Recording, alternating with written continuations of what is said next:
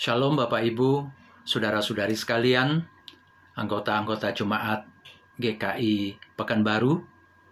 Salam sejahtera untuk saudara-saudari sekalian. Saya senang sekali pada kesempatan ini dapat menyapa Bapak Ibu dan saudara-saudari. Walaupun kita berjarak, kita tidak dekat satu sama lain. Saya ada di Jakarta, sebagian Bapak Ibu ada di Pekanbaru atau di beberapa tempat lain. Kita memang berjarak, tetapi kita dipersatukan dalam kasih Tuhan Yesus Kristus. Bahkan sebagai anggota-anggota jemaat, saya tahu Bapak Ibu, saudara-saudari sekalian pun sudah sangat jarang berkumpul. Namun kita tahu satu dengan yang lain kita adalah sesama saudara.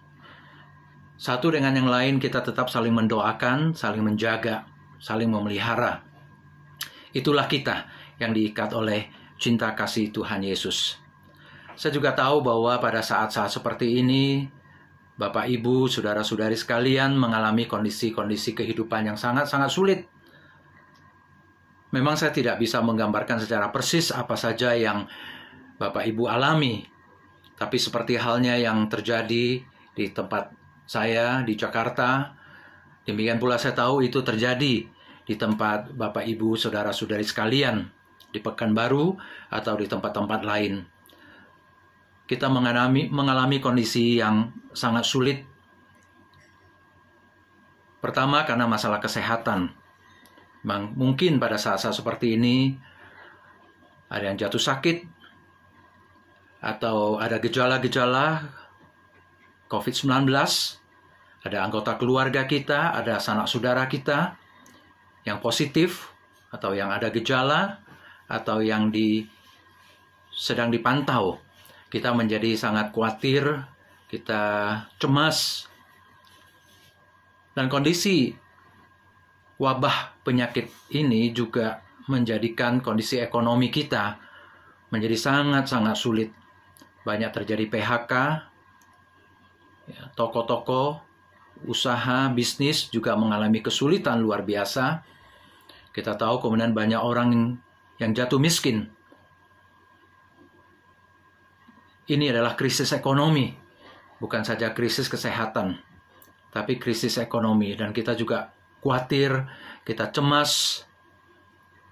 Kita juga mengalami berbagai keterbatasan pada saat-saat seperti ini. Kita tidak lagi leluasa. Ya, bahkan di antara sesama sanak saudara, anggota-anggota keluarga pun kita mengambil jarak fisik, jarak sosial. Kalau kita keluar dari rumah pun kita waspada, kita was-was, kita khawatir. Kita menjadi tidak leluasa lagi. Bapak Ibu, saudara-saudari sekalian, semua ini kita rasakan sebagai ancaman di dalam kehidupan kita. Mengancam kesehatan kita, mengancam ekonomi kita, mengancam kenyamanan kehidupan kita. Bahkan mungkin mengancam, betul-betul mengancam nyawa kita pada saat ini. Buat saudara-saudari yang jatuh sakit atau mungkin yang positif COVID-19 ini. Ancaman-ancaman seperti ini adalah ancaman yang sangat real. Selalu ada sebenarnya Bapak Ibu, saudara-saudari sekalian, ancaman-ancaman terhadap kehidupan kita. Baik itu menyangkut kesehatan, menyangkut ekonomi, kehidupan sosial, keamanan, kenyamanan hidup. Selalu ada ancaman-ancaman seperti itu. Ya barangkali kita khawatir kalau jalan ada penodong, ada rampok, ada orang-orang jahat. Kita khawatir barangkali ada peperangan yang terjadi. Tetapi kali ini kita betul-betul mengalami kondisi yang terasa sangat real, sangat dekat dalam kehidupan kita. Ancaman-ancaman itu bukan lagi sesuatu yang kita anggap biasa, tapi yang betul-betul kita rasakan ada di dalam sehari-hari kehidupan kita. Dan ancaman itu begitu dekat.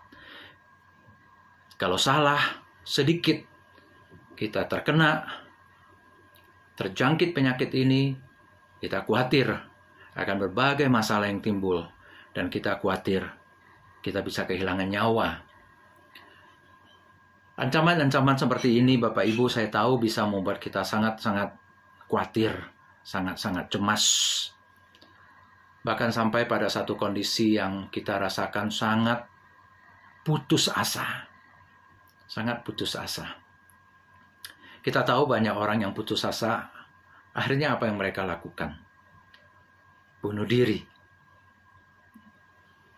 Memang menyedihkan sekali. Banyak orang-orang khawatir karena kehidupan mereka sangat-sangat sulit.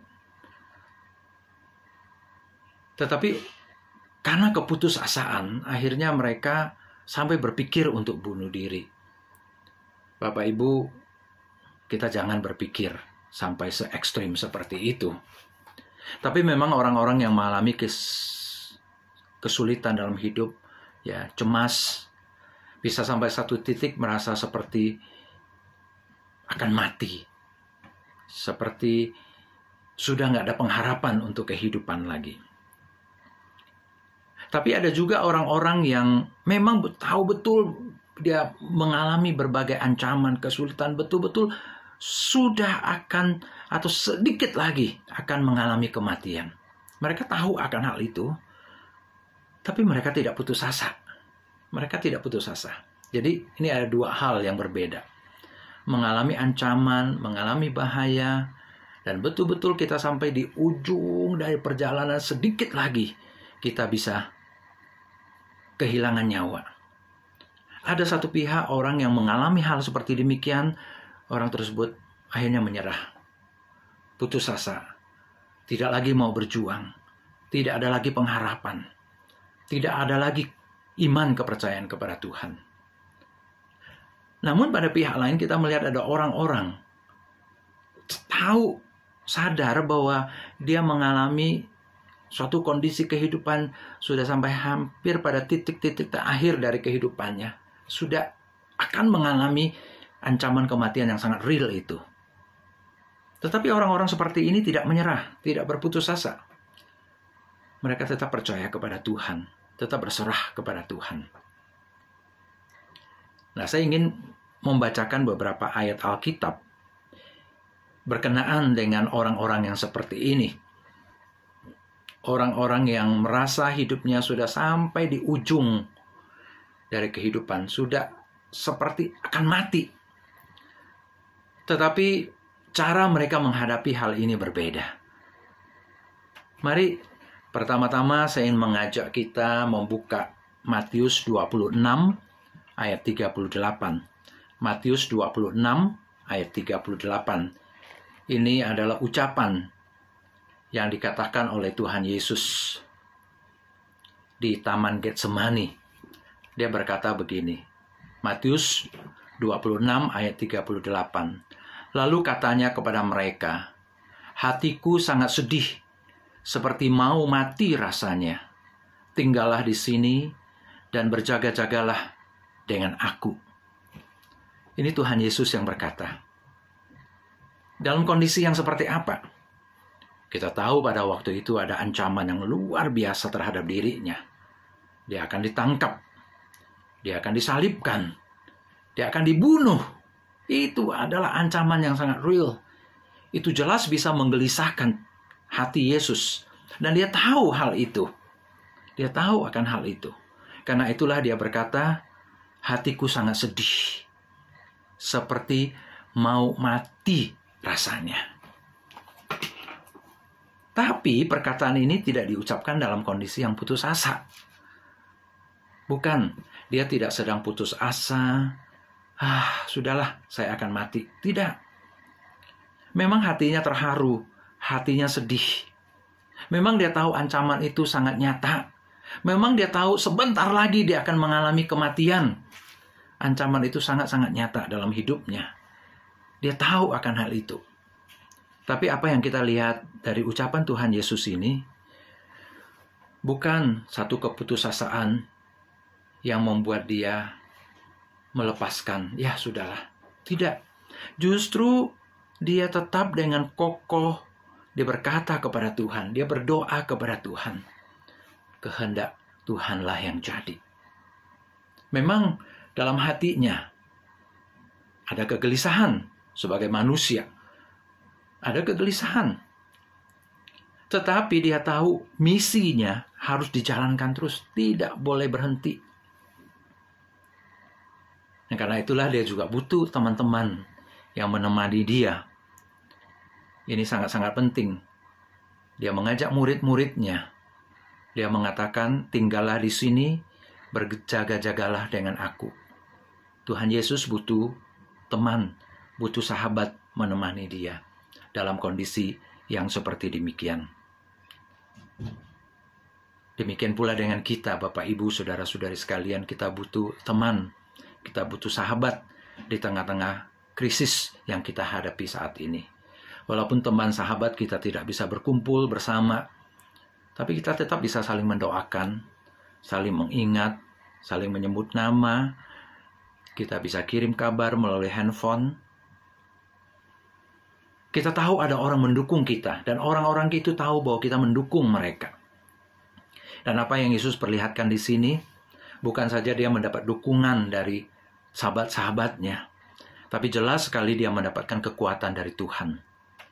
Kita tahu dalam doanya itu, dia mengatakan kepada Allah Bapa bahwa memang dia mengalami suatu kondisi yang sangat berat.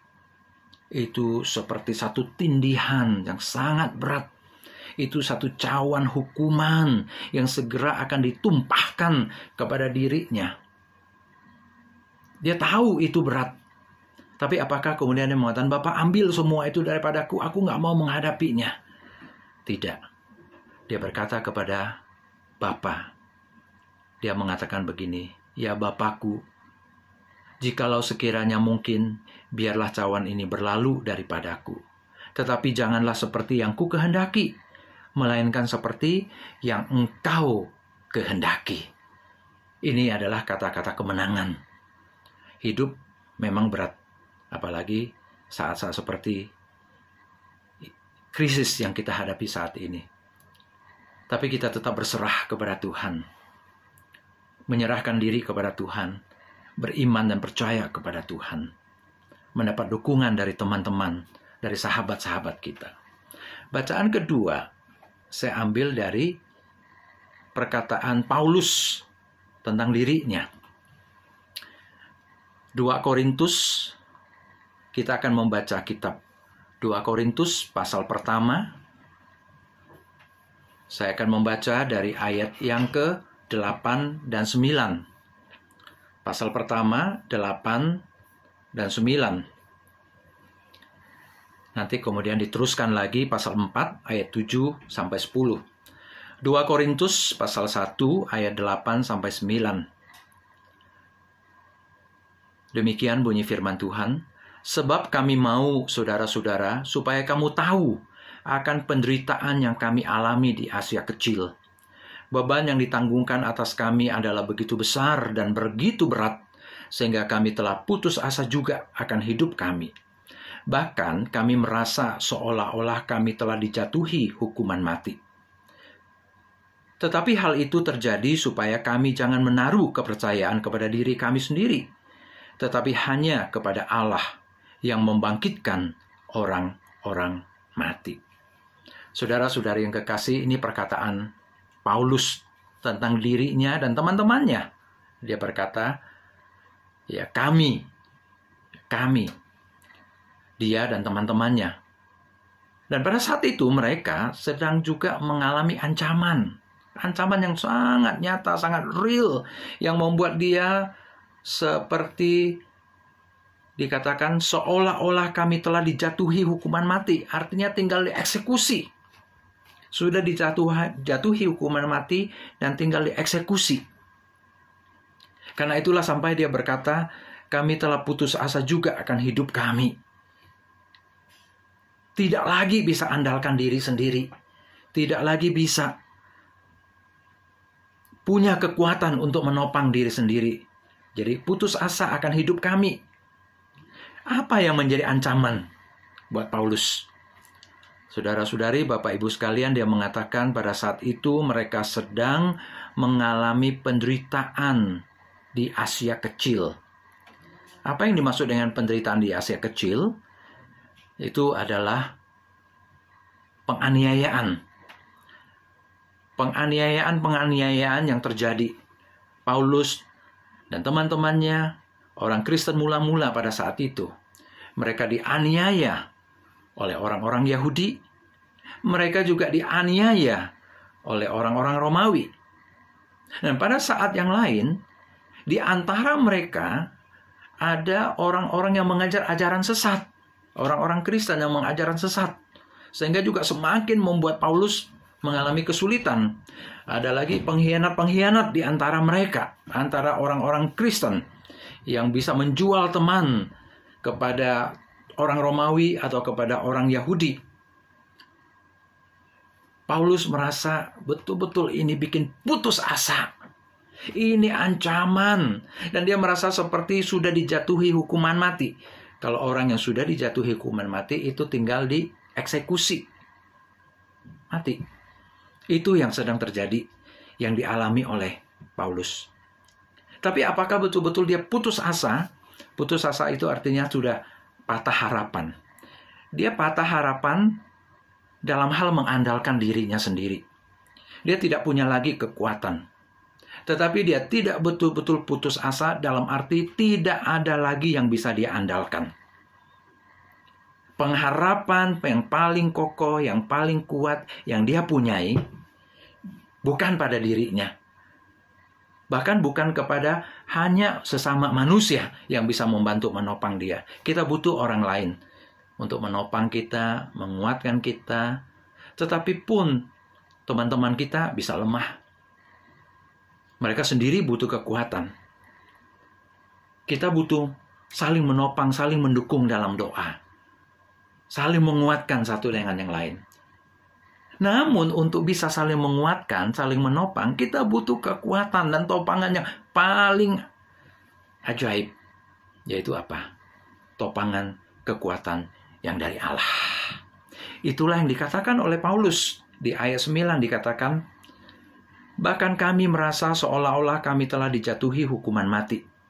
Tetapi hal itu terjadi supaya kami jangan menaruh kepercayaan pada diri kami sendiri, tetapi hanya kepada Allah yang membangkitkan orang-orang mati. Dalam kondisi yang sangat lemah, dalam kondisi dia tidak bisa lagi mengandalkan dirinya sendiri, tidak lagi bisa mengandalkan manusia.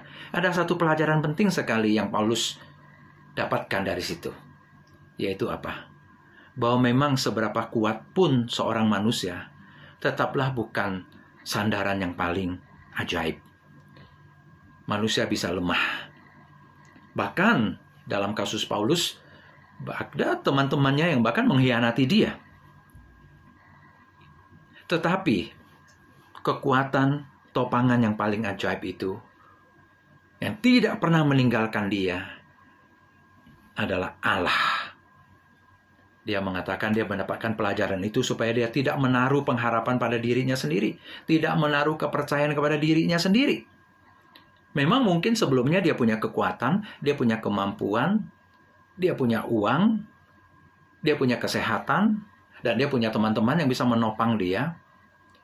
Tapi akhirnya dia tahu semua itu bisa hilang.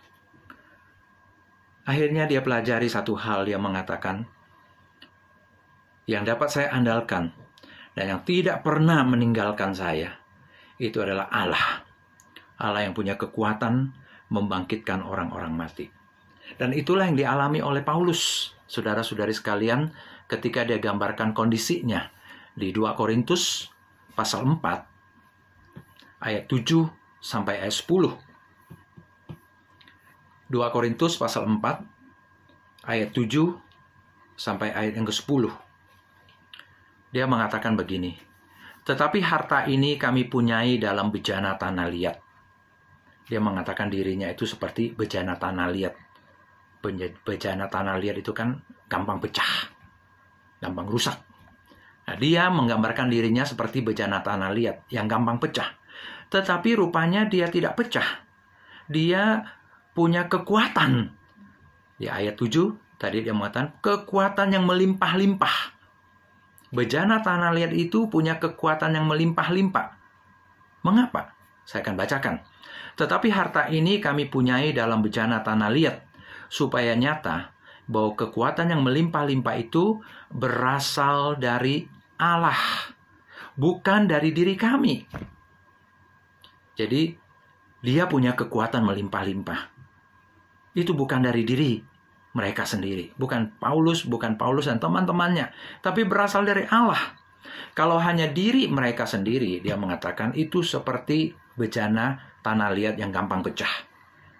Tetapi kalau dia punya kekuatan yang melimpah-limpah, itu berasal dari Allah.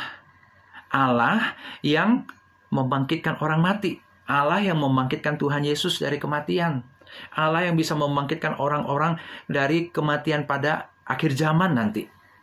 Dan kekuatan itulah yang bekerja di dalam diri Paulus. Yang bekerja dalam diri Paulus dan teman-teman Paulus. Yang membuat mereka, walaupun ada ancaman, ada kekhawatiran, ada kecemasan, ada berbagai penderitaan, tetapi dikatakan mereka tidak betul-betul putus asa, menyerah, tergeletak begitu saja. Tidak. Coba perhatikan ayat 8 sampai ayat yang ke-10. Dalam segala hal kami ditindas, namun tidak terjepit. Kami habis akal, namun tidak putus asa. Kami dianiaya, namun tidak ditinggalkan sendirian. Kami dihempaskan, namun tidak binasa.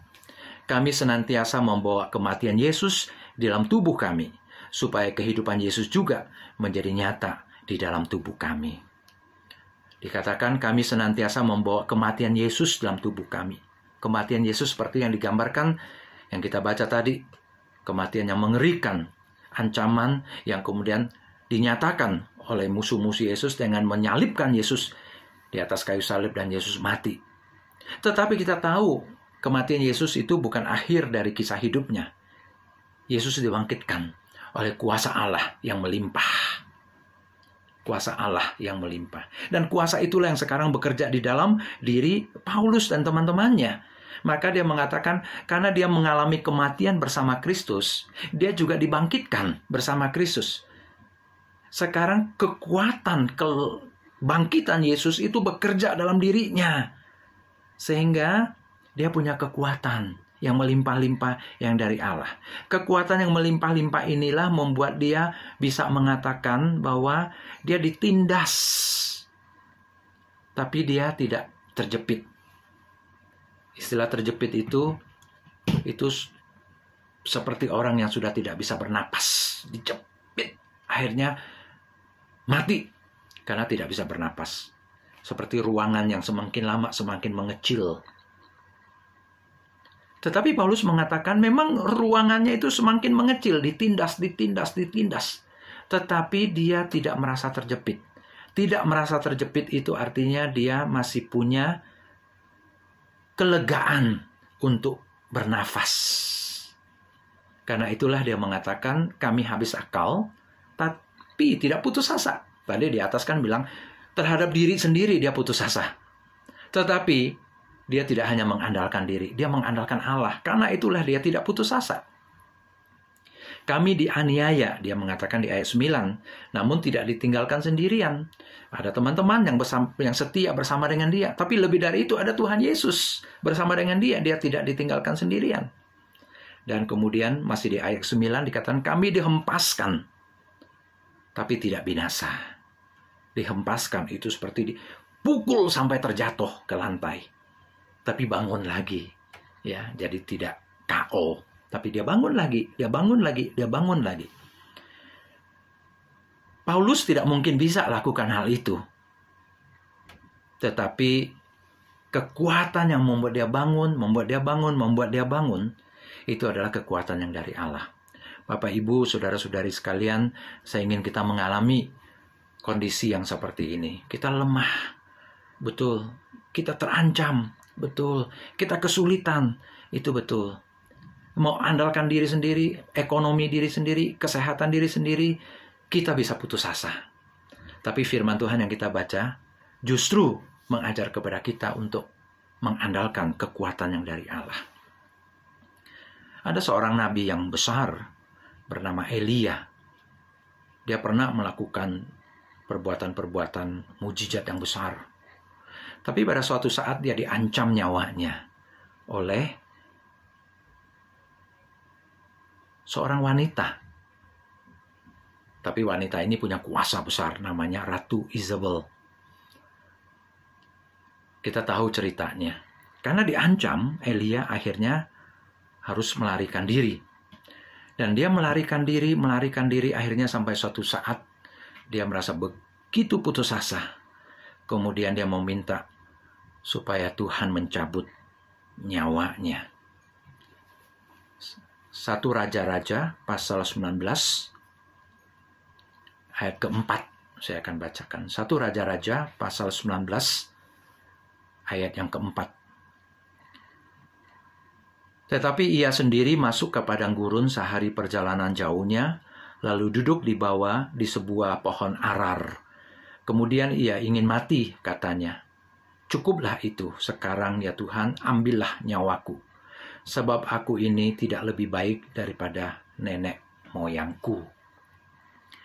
Bapak, Ibu, saudara-saudari sekalian, ini suara orang yang betul-betul putus asa. Memang betul dia diancam dan itu ancamannya adalah nyata. Ratu Isabel ingin membunuh dia. Dan karena itulah dia lari. Dia lari dengan satu keputusasaan. Sampai satu titik dia terbaring. Dia meminta Tuhan, udahlah ambil nyawaku. Tapi kita melihat kemudian Tuhan tidak memenuhi permintaannya. Tuhan bangunkan dia, Tuhan kasih makan, Tuhan suruh dia berjalan lagi. Kemudian Tuhan memanggil dia kembali ke dalam misi pelayanan Tuhan. Dan kemudian dia juga dikuatkan. Sebenarnya dia mulai dengan keputusasaan, dia meminta Tuhan mengambil nyawanya. Karena memang dia mengalami ancaman yang begitu real. Minta Tuhan ambil nyawanya. Tapi Tuhan mau memakai dia. Karena itu Tuhan teguhkan, Tuhan kuatkan dia. Dan Tuhan utus dia kembali untuk melayani.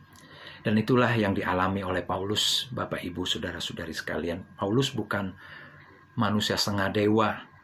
Seperti halnya Elia. Dia juga punya kelemahan. Dan mungkin betul dia juga ada putus asanya. Tapi dia belajar dari Tuhan Yesus. Mengalami ancaman yang sangat-sangat real itu. Sangat-sangat nyata itu. Seperti yang Yesus pernah alami. Tapi Yesus memikul salib sampai pada penghujungnya. Tapi Tuhan membangkitkan Yesus. Kuasa itulah yang bekerja dalam diri Paulus. Bapak, Ibu, mohonlah kepada Tuhan. Supaya kuasa itu juga bekerja dalam diri kita. Dalam kondisi saat ini. Apa yang kita bisa andalkan? Hanya Tuhan. Kekuatan yang dari Tuhan.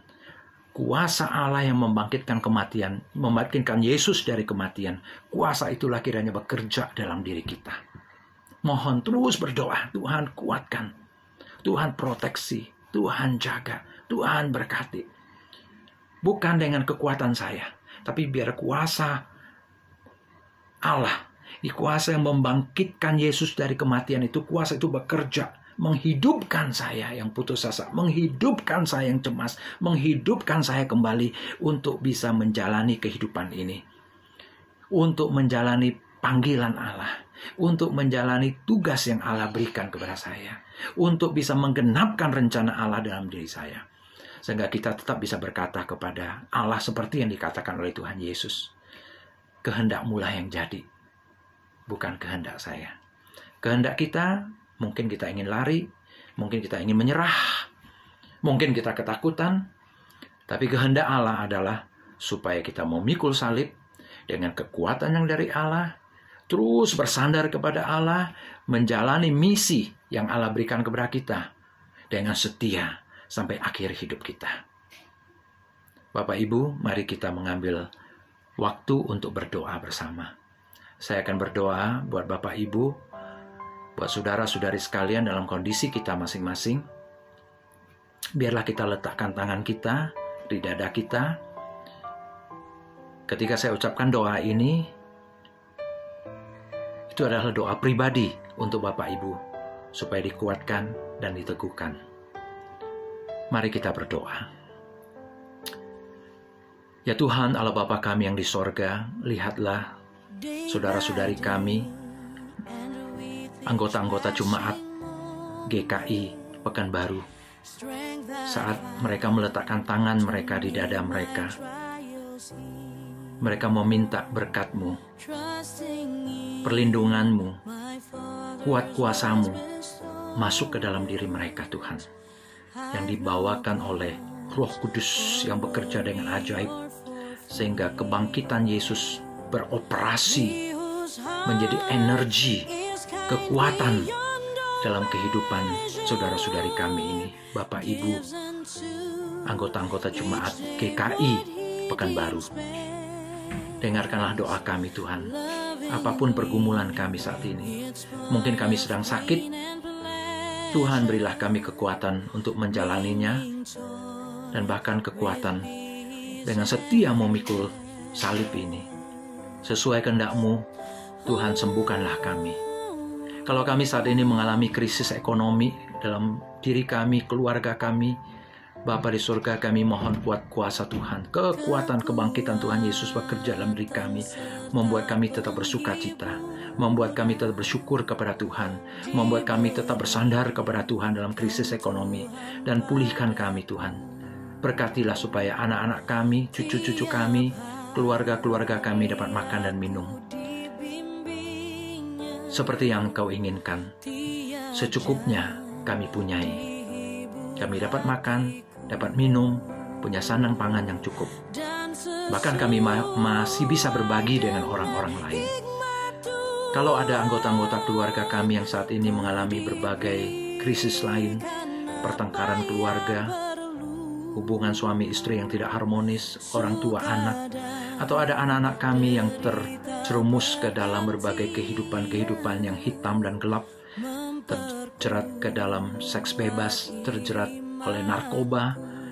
Tuhan, kami mohon Engkau lepaskan mereka, Engkau lindungi mereka, dan Engkau pulihkan mereka kembali di jalan Tuhan. Bapa kami yang di surga, dengarlah doa kami. Bahkan kami pun ada doa-doa pribadi kami ingin panjatkan kepadamu Tuhan dalam hati kami, atau kami bersuara, Engkau dengarkan doa kami. Bapak Ibu, ucapkanlah doa secara pribadi kepada Tuhan. Katakan kepada Tuhan, Engkau membutuhkan Tuhan menguatkanmu. Engkau butuhkan Tuhan untuk menghiburmu. Engkau butuhkan Tuhan untuk menegakkanmu dalam ancaman-ancaman kehidupan pada hari-hari ini. Engkau butuhkan Tuhan. Ucapkanlah itu dalam hatimu kah, atau keluarkan suaramu. Ucapkan kepada Tuhan bahwa engkau memerlukan Tuhan.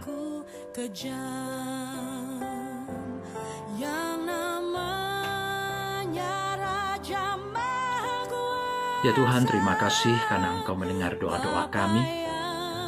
Jagalah kami Tuhan, proteksilah kami Tuhan. Biarlah kami mengalami, sekalipun memang kami lemah, rapuh, bahkan mungkin gampang pecah, tapi kami boleh mengalami kekuatan yang membuat hidup kami berkemenangan, iman kami berkemenangan, pengharapan kami tidak pernah luntur, karena ada kekuatan yang berlimpah-limpah yang datang dari Allah. Terima kasih Tuhan, terpujilah nama-Mu. Dengarkanlah semua seluruh doa kami yang kami panjatkan di dalam nama Tuhan Yesus Kristus. Amin. Tuhan memberkati kita sekalian.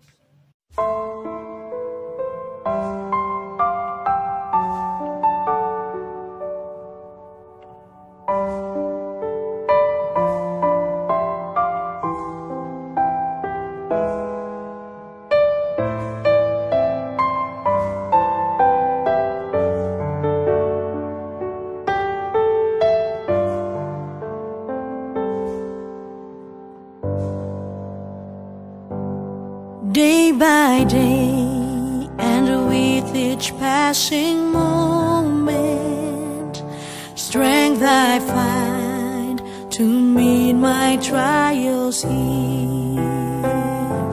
trusting in my Father's wise bestowment. I've no cause for worry or for fear. He whose heart is kind beyond all measure gives unto each day what he deems best. Lovingly, it's part of pain and pleasure, mingling toil with peace and rest.